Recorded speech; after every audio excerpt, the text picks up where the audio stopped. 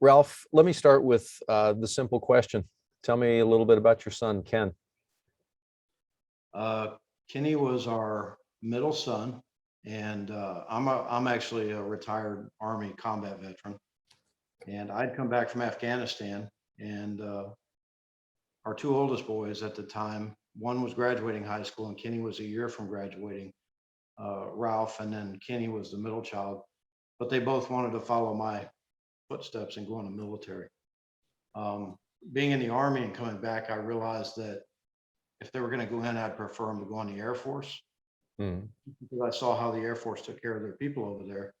And so they both committed to the Air Force. The oldest one went into security forces, and Kenny went in as a electronic warfare specialist, and he worked on the C-130 gunships uh, and some of the other special operations aircraft that they have. And then Tristan, his youngest brother, went in the Army a couple of years later. So, but Kenny did 7 years, loved his job. And in the 7 years he was in, he deployed 6 times, and he was 3 days from his seventh deployment when we lost him. He took his life. Yeah, so the year that you lost him, 2014, correct? Mhm. Yeah, so it's been 7 years. When we try to navigate grief on so many different levels, I don't think there's anybody who could put themselves in your shoes. The circumstances and experiences are always so unique, but grief is grief at its core. And what the Burgess family has done with the Gold Star Retreat, reaching out across all levels of grief, I would venture to say, seems to have helped a lot of people. And I'm just curious, you've participated. When was the first time you went to a Gold Star Parents Weekend? It's funny, right before this call, I was actually trying to figure that out. We've been to 3 events, and Okay. it was 4 years ago. So Okay. we kind of came across it by accident. Someone we had met on a TAPS retreat had sent me a link, which was called the Gold Star Parents Retreat. And I reached out to them and indicated we were Gold Star parents and was interested in what they were doing. And we were basically offered a slot to be able to attend that year. And that was our first event that we attended. And prior to the first event, what is and realizing this answer could be an hour, but what is life like for a parent who's lost a child while in service to the country, navigating your own grief? Because the Burgesses talk about the inability to find anybody to kind of really talk to who understood where they were. Yeah. And I think you probably can relate to this. So I know we were actually living in Ohio. We're from Texas, and we didn't have any family around. We had a good friend up there with us, but there was a good year where we call it kind of a gray year because everything seemed to be dull. Yeah. Anything you did, you gauged everything in life about the fact that you had lost a loved one, a son or a child. So you had this tendency to not really enjoy yourself, and you always thought if I'm having fun and I'm doing, it's not fair because he's not here to have Guilt. fun with. And we Guilt, were all, right? I think we were pretty hard on ourselves trying to get through that. And our sons actually brought us out of that gray area by telling us, look, we're still here.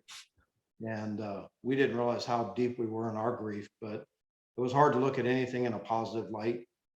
Your family couldn't understand it. And I think we realized that other Gold Star parents really were more adapt to relating to what we had gone through. And it actually felt more like family than our own family in a lot of cases Yeah. because of the That, fact that, that we experienced that loss.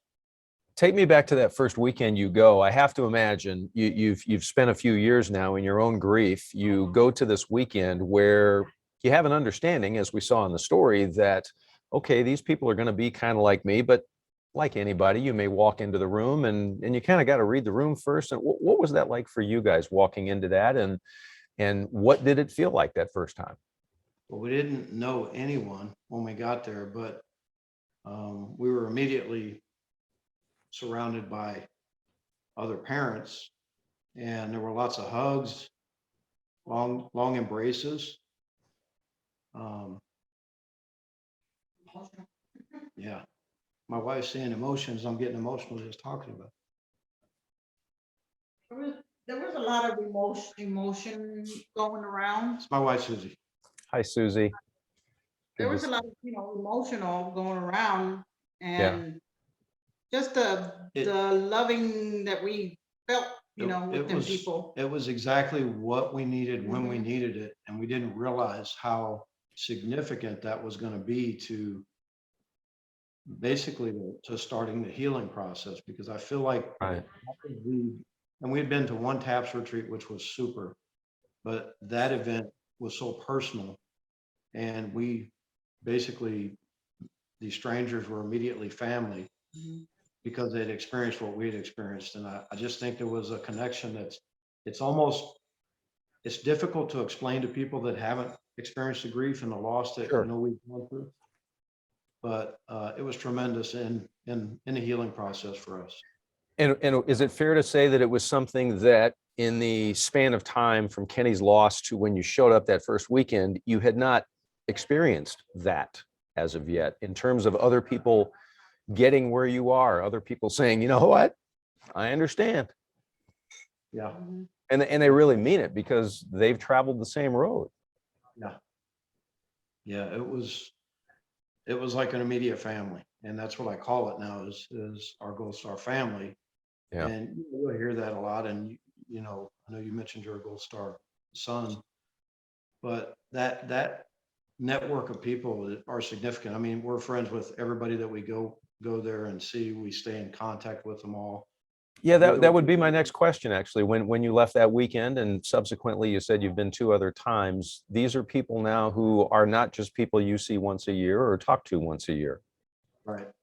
No, all the time. Anytime they're in the area, or we're in town where they live, because we're all the way down here in San Antonio, and most of the parents are up there in the Dallas area. Right. And I used to work in Dallas, so I'm pretty familiar with that area. But so we make the trip up there. But if anytime they're in town, we always have a bedroom open. We always invite them in, and they're our family, and it's just a great coping mechanism for us.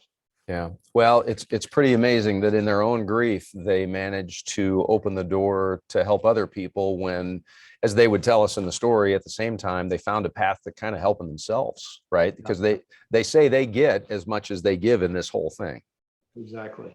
We had the last retreat we went to, there was a new couple that had shown up that had lost a son just probably, I want to say, a month prior to the event. And Terry had asked me, because they lost him to suicide as well, if we would kind of latch onto them and make sure that they were, treated like family and brought into the group. Normally, he wanted a couple of months before someone would attend this event because he just felt like it would be too traumatic. Right. But I can say that we became really good friends immediately, and they got the same treatment we did when we first showed up. But there were so many people there that were locking onto them and supporting them that it's almost like I couldn't get enough time with him. And I think it helped him tremendously. As a matter of fact, I think his wife and him are probably closer to us than most everybody else in the group, because we had a similar Wow. loss uh, through the suicide versus, a combat related death. Right. So yeah, it's been good enough that it's actually, and it's funny because my wife's not in here. She took the dog out. She actually wouldn't share her story and the grief with a lot of people. That was the first time she shared how she coped to help Mm. them cope. So it was therapeutic for her and for them as well to know that they Yeah. weren't. And Terry talked about in the story also, and this was, he said it was, he talked about this one wife saying to him at one point, but as he said it, I'm thinking to myself, I mean, it had to be said multiple times by multiple people. And that is, she thanked him for the weekend. And she said for the first time in years, she heard her husband's real laugh that she hadn't heard, obviously, since everything had happened for them. I remember hearing something similar to that at the retreat from that couple. So, yeah. Pretty cool. You plan on going again? I assume, are you For sticking sure. around?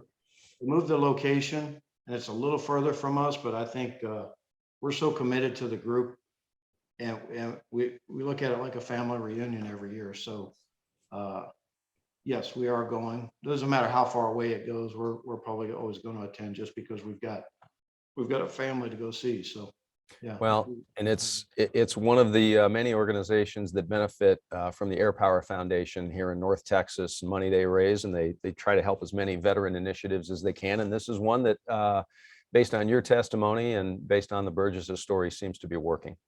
Yeah. Yeah, great program.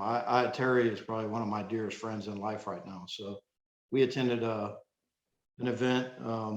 I suffer from PTSD and some other health issues. And we went to an event in Clearwater that was meant for soldiers suffering from PTSD for therapy reasons. But they had just started a new program where it was Gold Star families, and in this case, fathers. Right. And we went to that event not knowing what to expect. I guess I kind of knew because I understand therapy and PTSD and how they try to cope or make us cope with that.